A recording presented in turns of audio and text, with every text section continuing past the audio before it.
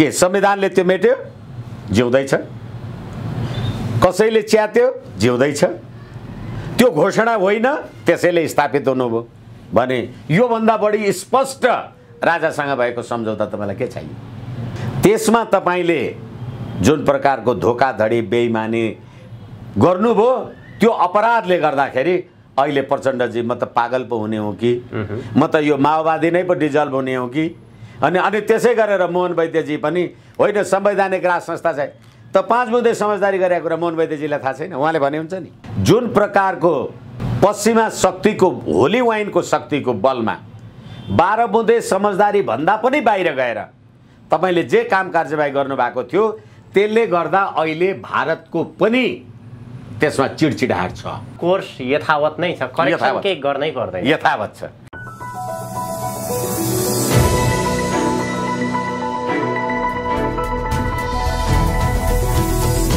हिमाल online TV वरिष्ठ अधिवक्ता राजनीतिक विश्लेषक विष्णु भट्टराई हुनुहुन्छ। भट्टराईजी स्वागत छ यहाँलाई। हजुर धन्यवाद। यति बेला नेपालको राजनीति कुन बिन्दुतर्फ प्रस्थान गरिरहेको छ? खास गरी अहिलेको नेपालको राजनीतिलाई लिएर भारतको कस्तो प्रकारको चासो छ? भारतले कसरी हेरेको छ? चीनले कसरी हेरेको छ?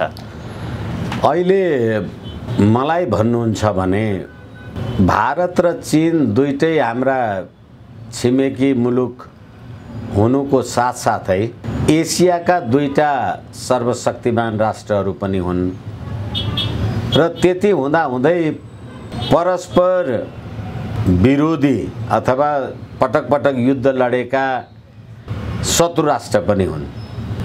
अहिले 12 बुँदे समझदारी पछि नेपालमा आएको राजनीतिक परिवर्तन र त्यो राजनीतिक परिवर्तनका प्रणेताहरू, त्यसका संवाहकहरू ती निश्चित रूपले चीन विरोधी शक्ति हुन्।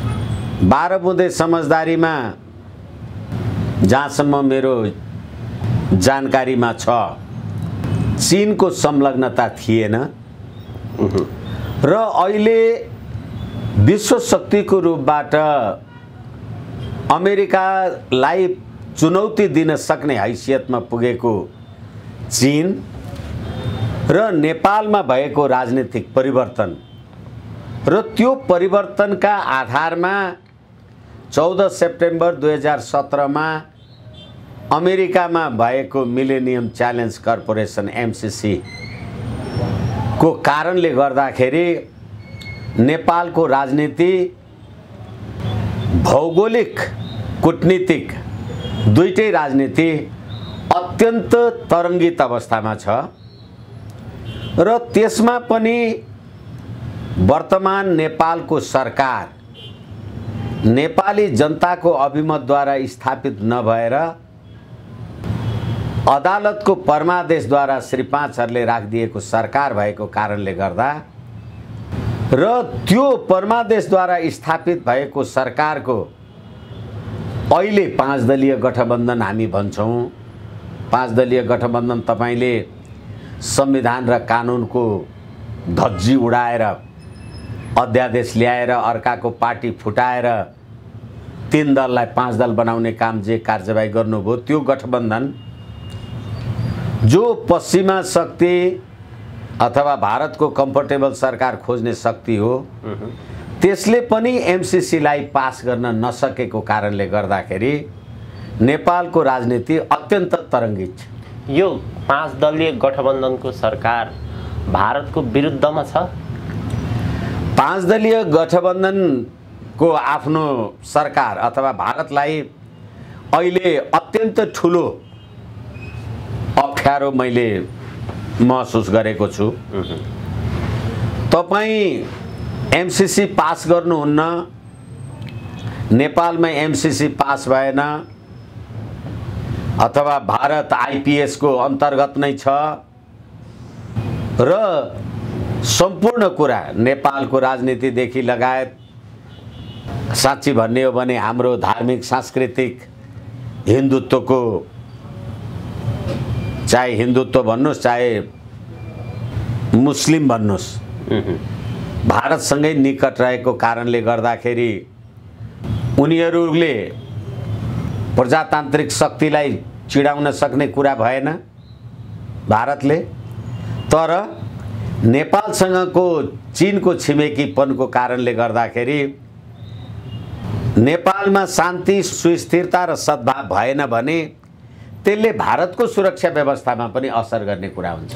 भारतको अहिलेको इन्ट्रेस्ट रुचि भनेको यो सरकारलाई अथवा यो व्यवस्थालाई विस्थापन गर्नै पर्छ भन्ने सोच हो उसको। त्यो मानसिकता बोकेर त्यो अभियानमा छ भारत कि के भन्न सकिन्छ? होइन, यसैले हामीले दुईटा दृष्टिकोणबाट हेर्नुपर्छ होला भनेर मैले तपाईलाई आदरपूर्वक निवेदन गरेको हुँ। हजुर, मैले दुईटा दृष्टिकोण भनेर किन निवेदन गरेँ भने हामी चीन र भारतको छिमेकी भौगोलिक हिसाबले जोडिएका राष्ट्र भएको कारणले गर्दाखेरि हाम्रो भौगोलिक सिमानाको अन्तरङ्गताले हेर्ने एउटा रणनीति कूटनीति र राजनीतिक सिद्धान्त दर्शनको कारणले हेर्ने एउटा रणनीति कूटनीति। जसरी हामी भौगोलिक कारणले चीन र भारतको निकट छौँ त्यसै गरेर हामी प्रजातान्त्रिक विश्व अथवा राजनीतिक सैद्धान्तिक गतिविधिको कारणले गर्दा त हामी साम्यवादतिर नजिक त छैनौँ। फेरि पनि हामी त प्रजातन्त्रवादी, संसदीयवादी, संवैधानिक राज संस्थावादी, हामी आफूलाई जे भन्ने जे छौँ हामी सर्वहाराको अधिनायकवादको पक्षधर त छैनौँ। अझ गर्दा गर्दै हिजो त तपाईले त्यो हाम्रो नेकपा एमाले केपी शर्मा ओलीको त्यो पार्टीको विधान अधिवेशनको ब्यानरमा हेर्नुभयो होला, उहाँहरूले त मल्टी पार्टी डेमोक्रेसी भनेर लेखेको देखाउनु भयो होला। त्यसकारणले गर्दाखेरि हामीले दुईटा अर्थबाट हेर्नुपर्छ।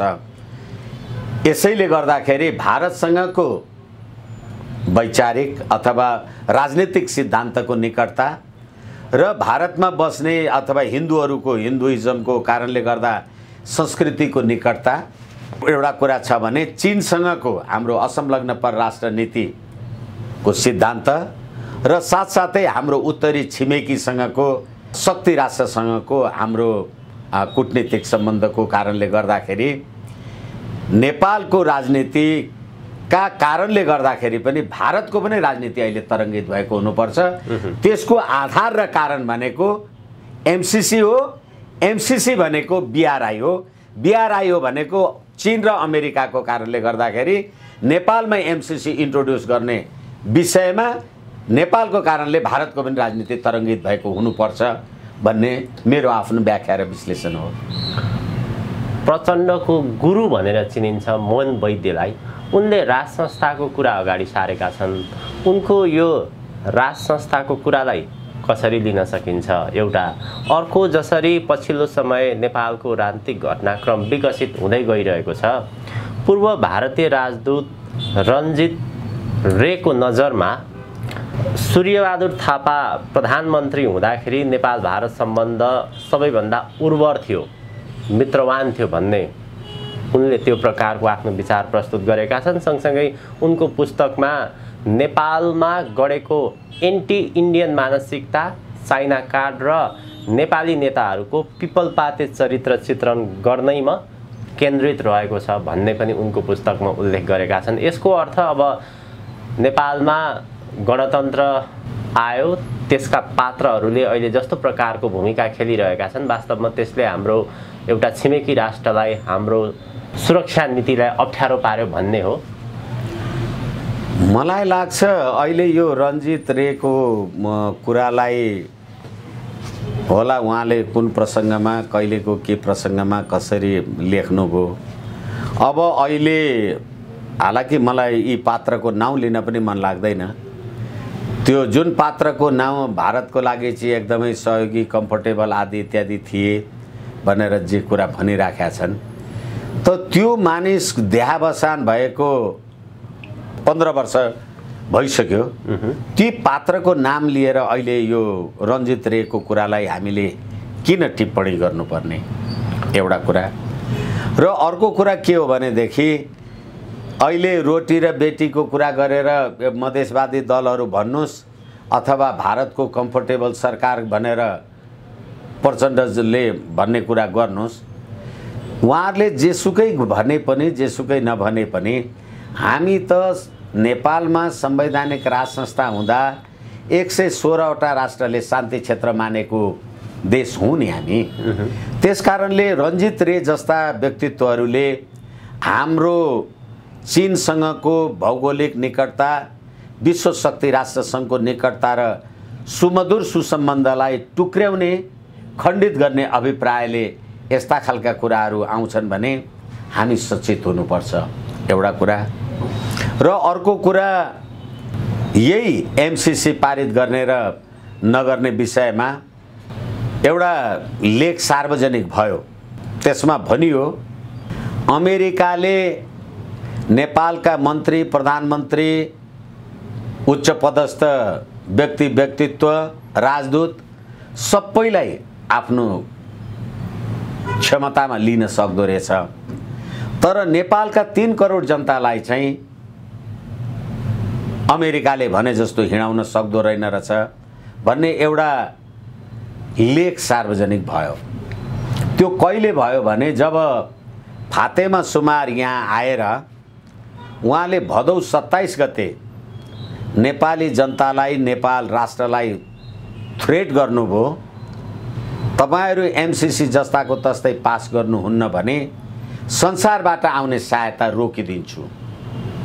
अहिले त्यो फातेमा सुमारले भनेको कुरालाई र हामीले एमसीसी पास नगर्दाखेरि, नेपाली जनताले त्यसलाई इन्कार गर्दाखेरि नेपाली जनताको त्यो भावना र अहिले रञ्जित रेले भनेको कुरा र फातेमा सुमारको कुरा त मिल्यो नि। किन हामीले चीनसँग दुश्मनी गर्नुपर्ने हामीलाई कारण के छ? यसै कारण मैले धेरैचोटि भनेको छु, नभनौँ भन्दा भन्नुपर्ने हुन्छ, मिलेनियम च्यालेन्ज कोअपरेसन को नेपालीकरण मैले बुझेसम्म शताब्दी चुनौतीका लागि गठबन्धन। नेपाली जनतालाई शताब्दी चुनौती के छ?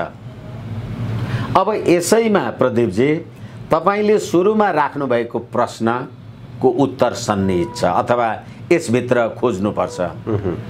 किनभने शताब्दी चुनौती गठबन्धन त भारतलाई चुनौती होला, चीनसँग चुनौती होला, पाकिस्तानसँग चुनौती होला, अमेरिकालाई चुनौती होला, चीनसँग होला, उत्तर कोरियासँग होला, जेसँग होला।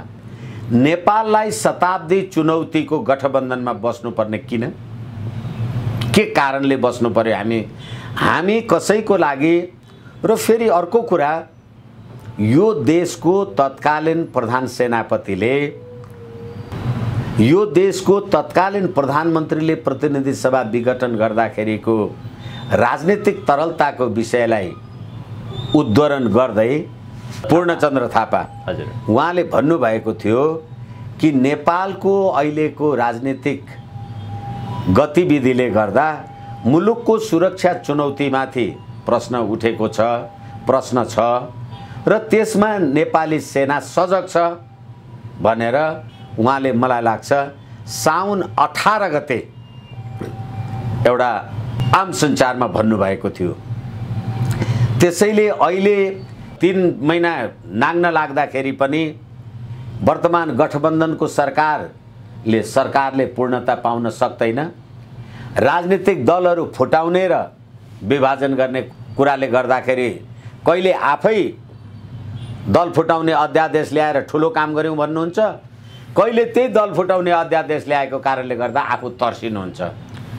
र यो परिस्थितिमा अहिले एमसीसी प्रोजेक्टको पनि कुरा उठ्छ र भारतसँगको निकटताका कुरा पनि उठ्छन्, तर सरकारले पनि पूर्णता पाउँदैन भनेदेखि अब भारतको राजनीति नेपालमा अहिलेको वर्तमानमा उनीहरूले भने जस्तो इन्ट्रोड्युस गर्न चाहिँ नसकेको हो। त्यो नेपाली जनताको बलमा हो। तर के हो भनेदेखि उनीहरू त विजय चौथाईवालाका रक्षाबन्धनवाला मान्छेहरू हामीले हेरिहाल्यौँ र यो नेपाली जनताको सरकार होइन, मैले निवेदन गरिहालेँ, यो परमादेशको सरकार हो। त्यसकारणले गर्दाखेरि अहिलेको यो गठबन्धन मलाई लाग्छ भारत अमेरिकालाई एक अर्थमा यो निल्नु न ओकल्नु भएको हुन सक्छ भन्ने मलाई लाग्छ। नेपालको राजनीतिमा विगतदेखि जे भइरहेको छ, 7 सालको उदय अझ 62-63 को दोस्रो जनआन्दोलनपछि नेपालमा जस्तो प्रकारको परिवर्तन भयो, दिल्लीमा 12 बुँदे दिल्ली सम्झौता भयो, यो एउटा राजनीतिक कोष योजनाबद्ध रूपमा नै अगाडि बढिरहेको छ र यसको अन्त्य अबको उदय यो पनि एउटा योजनाबद्ध रूपमा नै अगाडि सारिएको एजेन्डा हो। त्यो रोड म्यापमा नेपालको राजनीति हिँडिरहेको छ भनेर भनिन्छ। प्रचण्डका गुरु मोहन वैद्य प्रचण्डसँग छुटिए, खास गरी यो गणतन्त्र आइसकेपछि, र अहिले मोहन वैद्यले नेपालमा राज संस्थाको कुरा जसरी उठान गरे, त्यो भित्र पनि केही एउटा योजना अथवा त्यसलाई यो घटनाक्रमलाई ट्विस्ट गर्नको लागि यसरी अगाडि बढाइँदैछ कि यसलाई चाहिँ कसरी लिन सकिन्छ? मोहन वैद्यजीले अहिले जे कुरा भन्नुभएको छ, मैले अथवा यो भन्ने गरिन्छ, सर्पले कहिलेकाहीँ भ्यागुतो समाउने ठाउँमा झुकिएर बिच्छी समायो भने त्यो बिच्छी निल्यो भने मरिन्छ अरे, ओकल्यो भने अन्धो होइन्छ अरे। मलाई लाग्छ मोहन वैद्यजी अहिले नेपाली टोपी लगाएर आम सञ्चारमा राज संस्थाको पक्षमा किन बोल्नुभयो होला? प्रचण्डका गुरु भनेर तपाईँले भन्नुभयो, गुरु चेला त के हुन् मलाई थाहा छैन, तर 12 वर्षे जनआन्दोलन 17,000 नेपाली जनता मार्ने, भारतका विरुद्ध सुरुङ युद्ध गर्छु भन्ने र रुकुम रोल्पामा हाम्रा युवा भाइहरू सुरुङ खन्ने, अनि सुरुङ खनाउने मालिकहरू चाहिँ एसडी मुनिकोमा चाकरी गरेर भारतमा बस्ने भनेपछि मलाई लाग्छ प्रचण्डजीको गुरु सुरुङ युद्ध खनेर मान्छे मार्न थालेपछि मोहन वैद्य किरण नभएर एसडी मुनिहरू नै थियो।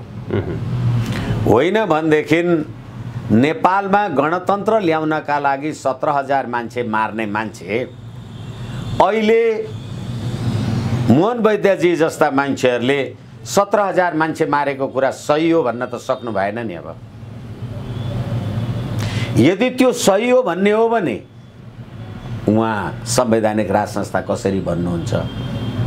होइन त्यो कुरा गलत थियो भन्ने हो भने त पृथ्वीनारायण शाहले, हामीले धेरैचोटि भनेका छौँ, यो नेपाल राष्ट्र एकीकरण गर्दाखेरि पृथ्वीनारायण शाहले फिरङ्गीहरू देशभित्र आए भने मुलुक समाप्त पारेर छोड्छन् भने जस्तै मैले धेरैचोटि भनेको छु, मासु खाने मान्छेले बाख्रै खाँदैन, त्यसलाई पाल्छ, हुर्काउँछ, खुवाउँछ, प्याउँछ, अनि मोटो बलियो बनाउँछ, काट्छ, छिल्छ, टुक्र्याउँछ, अनि चोक्टा चोक्टा बनाउँछ र पकाएर मासु खान्छ।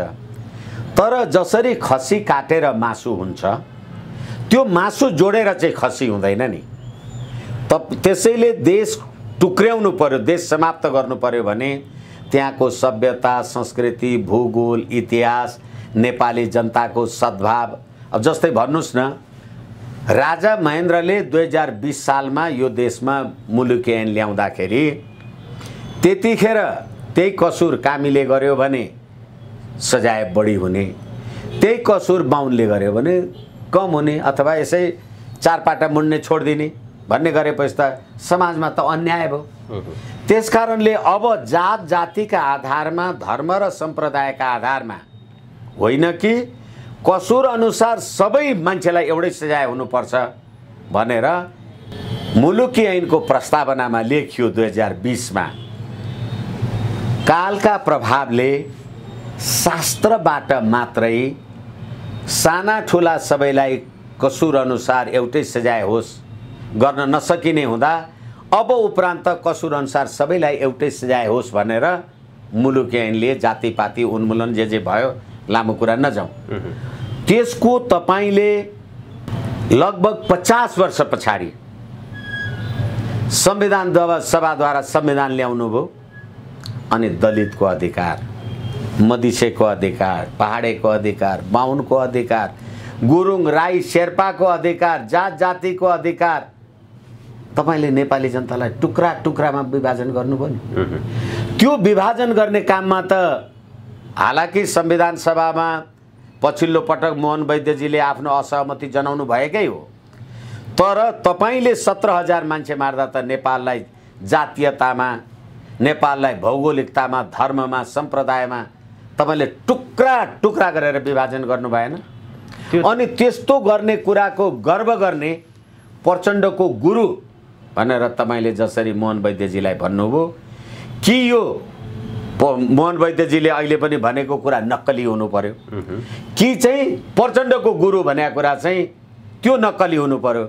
यदि यो दुईटै कुरा होइन भने हिजो मोहन वैद्यजीहरूले जे गर्नुभएछ, जसको नाउँमा जे आधारमा 17,000 नेपाली जनताको हत्या भएछ, त्यो कुरा अपराध थियो भनेर पश्चाताप गर्नु पर्यो अनि संवैधानिक राज संस्थाको कुरा गरेको कुरा ठिक हो।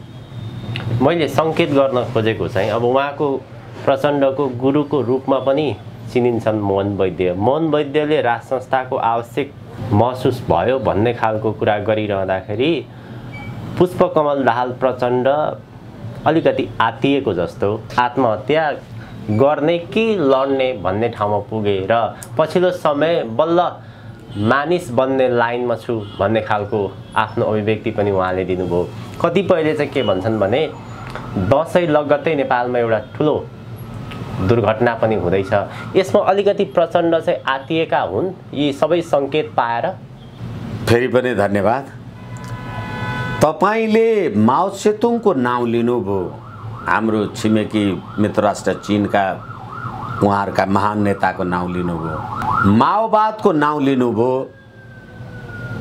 राज संस्थावादी हिन्दूवादी नेपालीलाई मार्नुभयो। कहाँ बस्नुभयो?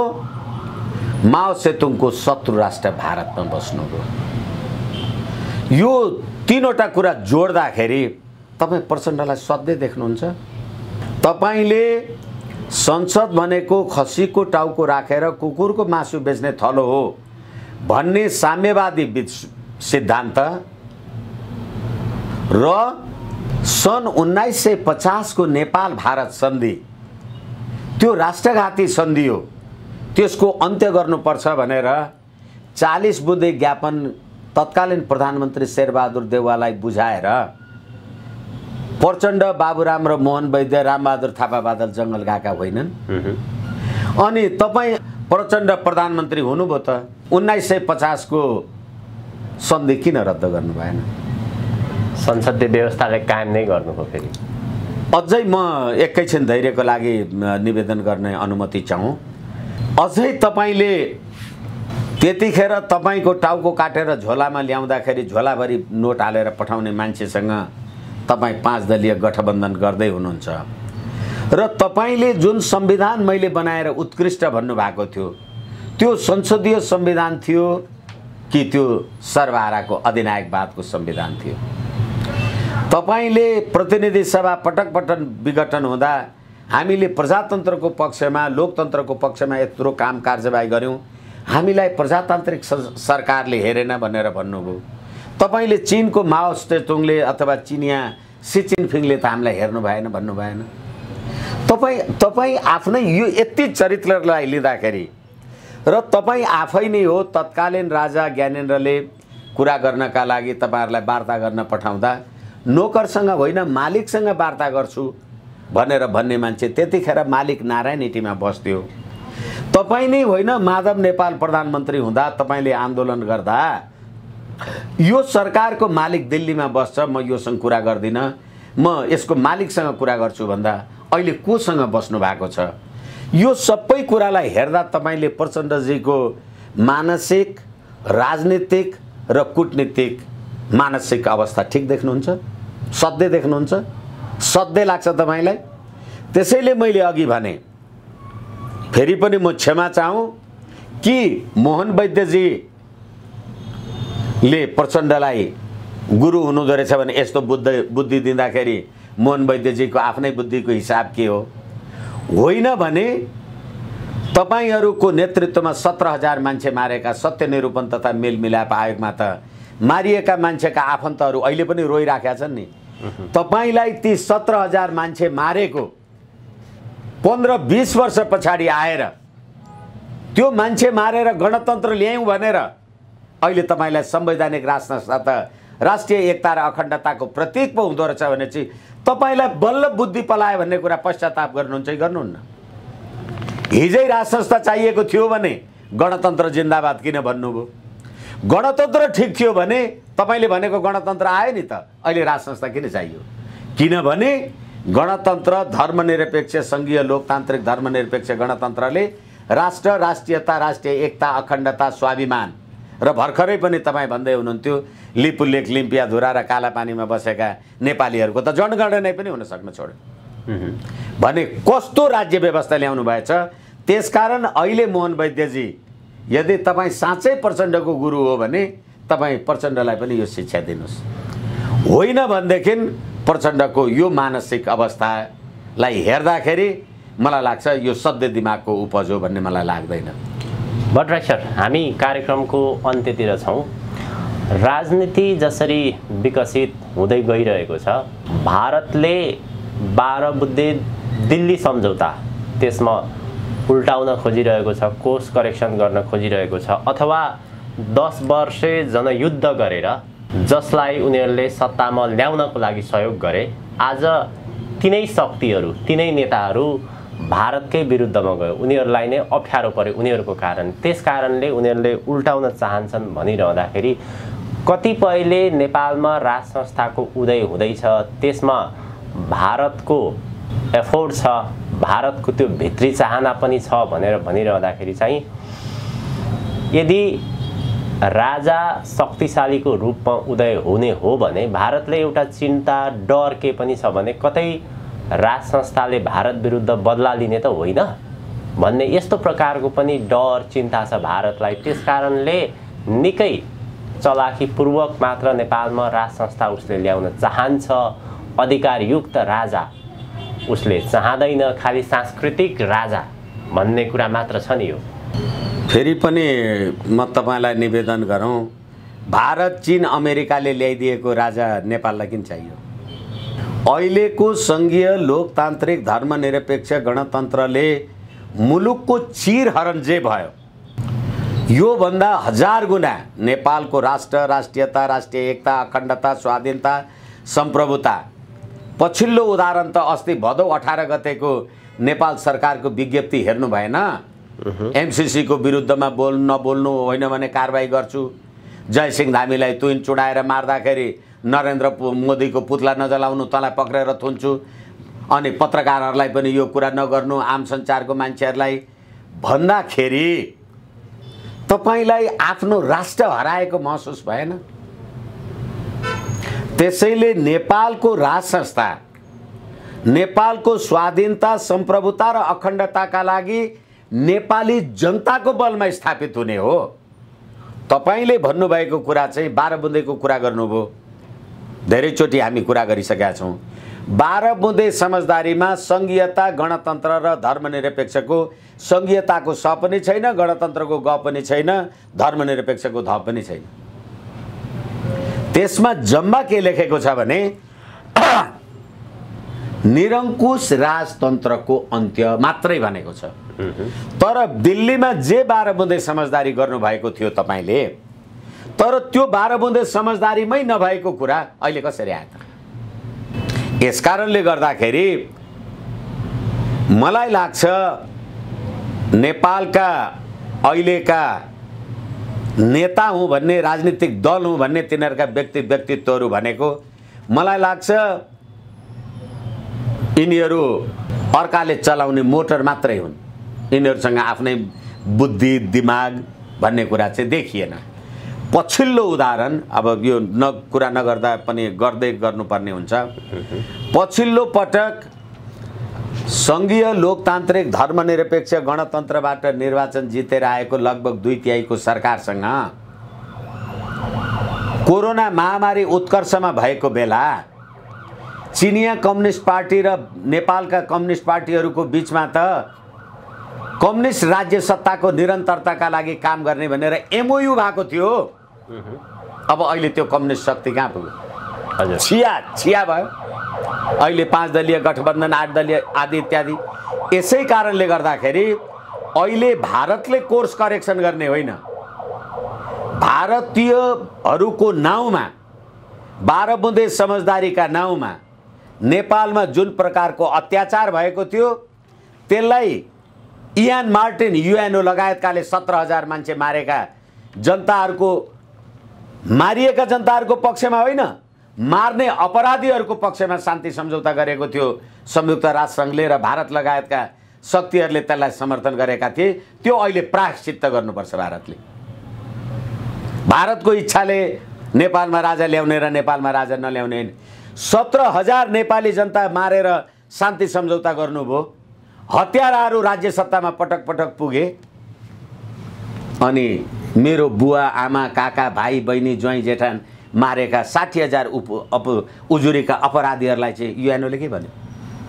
भर्खरै संयुक्त राष्ट्रसङ्घमा गएको नेपालको प्रतिनिधिमण्डलको नेता परराष्ट्र मन्त्रीले हामीले सङ्क्रमणकालीन न्यायको बारेमा अपराधीलाई उन्मुक्ति दिँदैनौँ भनेर भाषण गर्दाखेरि त्यो द्वन्द्वद्वारा पीडित मान्छेले फेरि संयुक्त राष्ट्रसङ्घका महासचिव गुटेरेस समक्ष ज्ञापन पत्र दिए। यिनीहरू जहिले झुट बोलेका छन्, जहिले अपराधीलाई राज्य सत्तामा पुगेका छन् र हामी पीडितहरू निरीह भएका छौँ भनेर युएनओमा फेरि ज्ञापन दिएको हेर्नु भएन?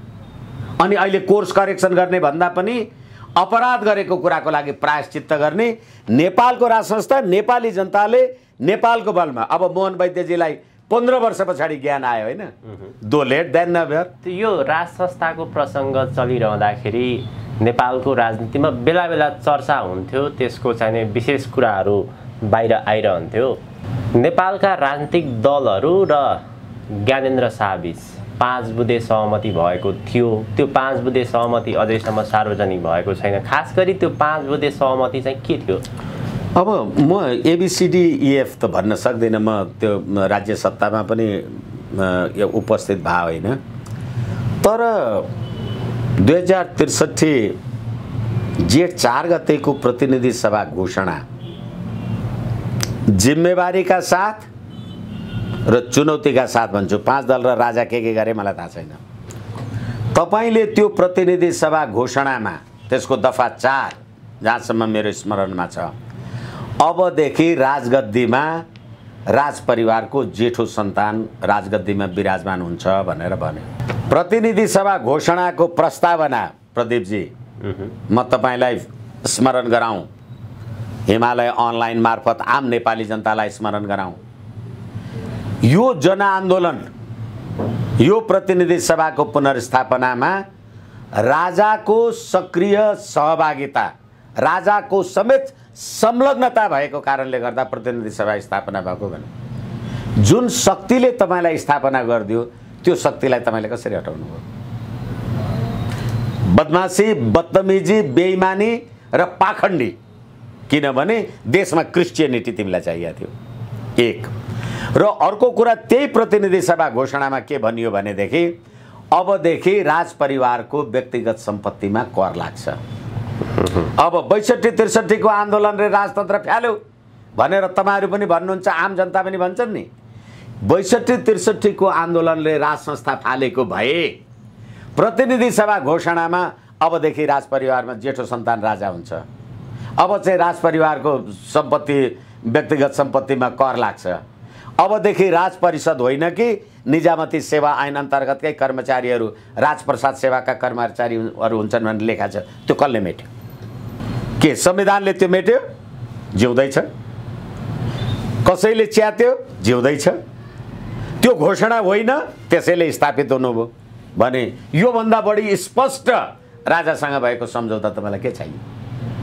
तर त्यसमा तपाईँले जुन प्रकारको धोकाधडी बेइमानी गर्नुभयो त्यो अपराधले गर्दाखेरि अहिले प्रचण्डजी म त पागल पो हुने हो कि, म त यो माओवादी नै पो डिजल्भ हुने हो कि, अनि त्यसै गरेर मोहन वैद्यजी पनि होइन संवैधानिक राज संस्था चाहिँ त 5 बुँदे समझदारी गरेको कुरा मोहन वैद्यजीलाई थाहा छैन? उहाँले भने हुन्छ नि।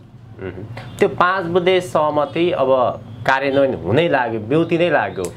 किन म फेरि पनि म भन्छु जेलपूर्वक हटाइयो होइन, म फेरि पनि भन्छु, म त्यो जुन 2063 को जेठ 11 गतेको प्रतिनिधि सभा घोषणा छ, त्यो प्रतिनिधि सभा घोषणा नभइकन त गणतन्त्रै हुँदैन। तर त्यो प्रतिनिधि सभा घोषणामा जसले सही गरेका छन् अबदेखि राजगद्दीमा यो बस्छ, राजाको सम्पत्तिमा कर लाग्छ, राजप्रसाद सेवाका कर्मचारीहरू निजामती कर्मचारी जान्छ। त्यसलाई कसले खारेज गर्यो भने त्यो त यथावत छ, यथावत नै छ त्यो। अनि मैले प्रतिनिधि सभा पुनर्स्थापना गरिदिएँ, तपाईँले राज संस्थालाई मन्जुर गरेर प्रतिनिधि सभा घोषणा 2063 जेठ 4 गते जारी गर्नुभयो, प्रतिनिधि सभा घोषणा जेठ 11 गते जारी गर्नुभयो। त्यसको दफा 4 र 5 मा राज संस्थाको अस्तित्वलाई त्यो होइन भन्ने कुरा चाहिँ कहाँ प्रतिनिधि सभाले संविधान सभाले प्रतिनिधि सभा घोषणा होइन भन्यो, भनेको छैन।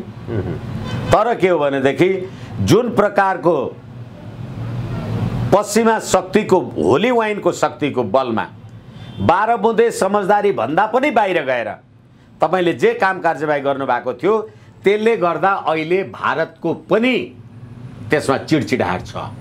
त्यसै कारणले गर्दाखेरि तपाईँ चाहिँ अब तपाईँहरू चाहिँ कोर्स करेक्सन भन्नुहुन्छ, म भन्छु त्यो कोर्सै जे भएको थियो त्यो कोर्समाथिको घात, त्यो कोर्स यथावत नै छ, करेक्सन केही गर्नै पर्दैन, यथावत छ। तपाईँ 12 बुँदे समझदारीमा गणतन्त्र, संघीयता र धर्मनिरपेक्ष देखाउनुहोस्,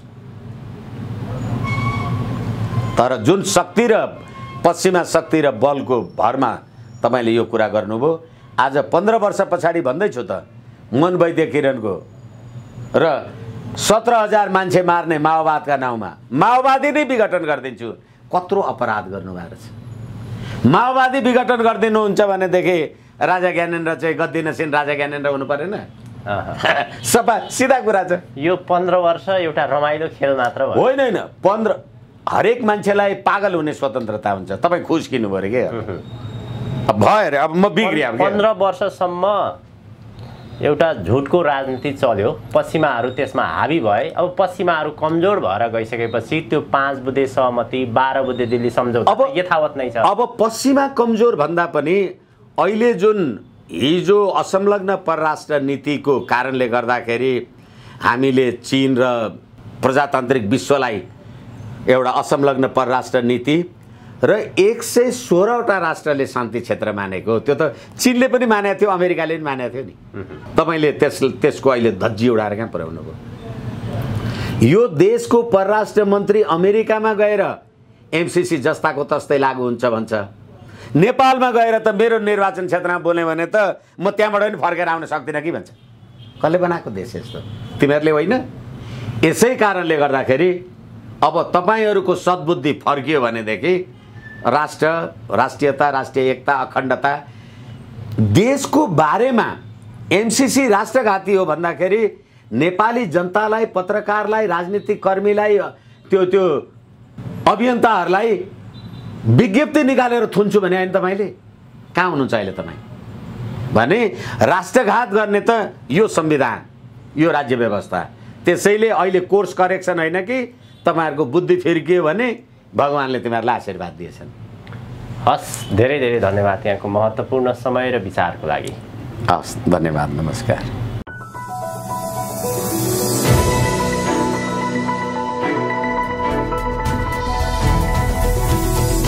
हिमाल अनलाइन टिभी।